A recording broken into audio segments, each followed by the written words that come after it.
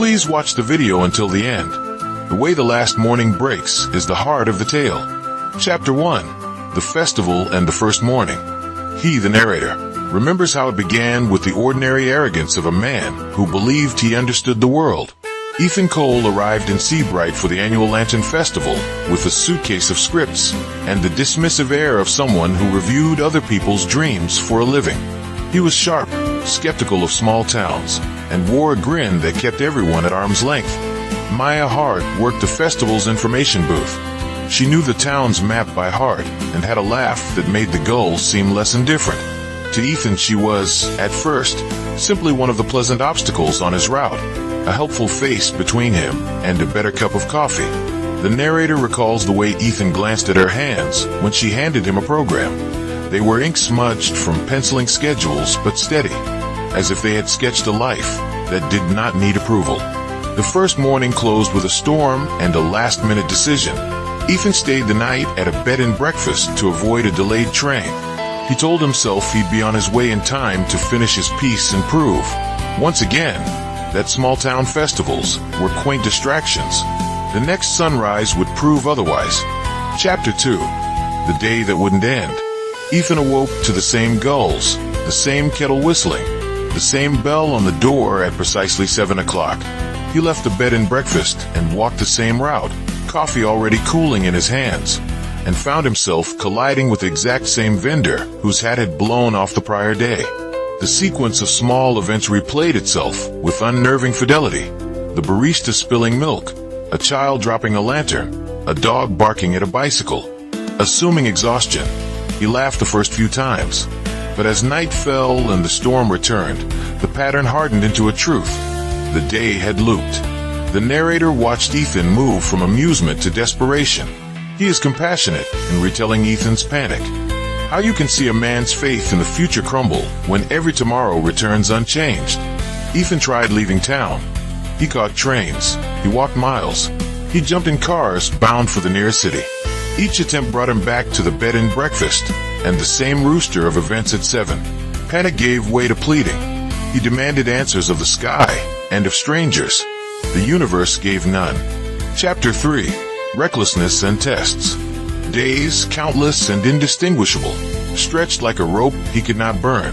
The narrator observed Ethan shedding inhibition in ways that were both ugly and human. He stole, he lied. He slept in places with no memory of waking. He tried to learn everything possible.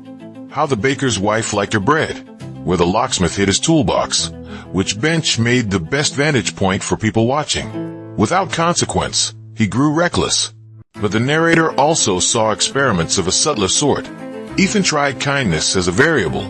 He fixed a radio, returned a lost watch, listened to an old man's marathon of poetry. Those acts changed nothing externally. The day reset regardless, but internally they worked like a tiny lever shifting the weight in Ethan's chest. He began cataloging the town's people, not as material for review, but as lives threaded into the same sky he shared. Maya appeared both as a constant and as an enigma.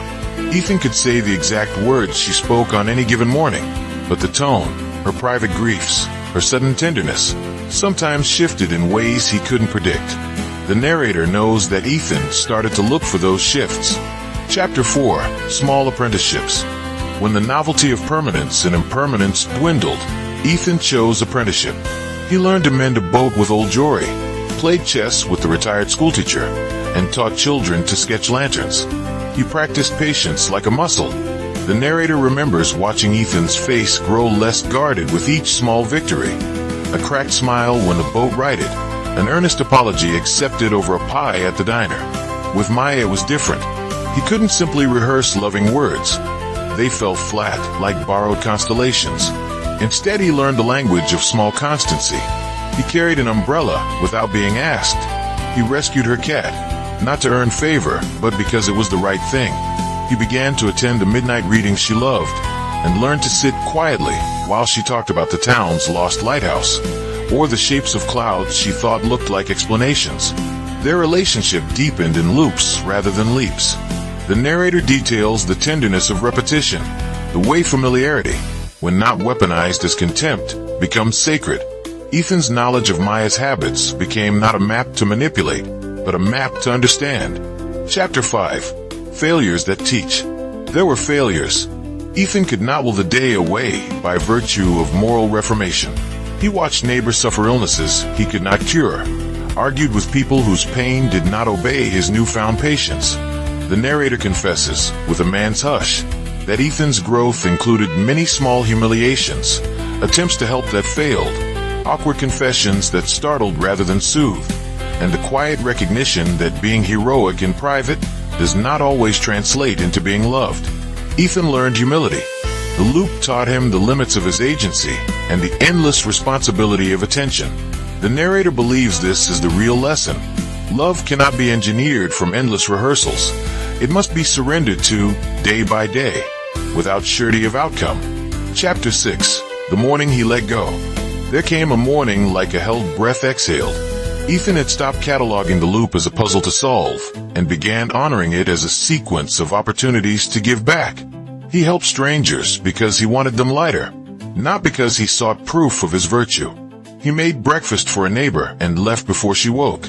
He fixed a park bench and said nothing as a child squealed with delight.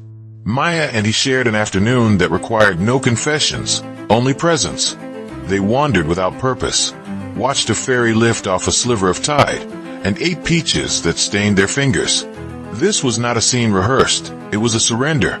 The narrator felt, as a man watching, that Ethan had finally accepted the day on its own terms. No bargains with fate, only the honest impulse to do good.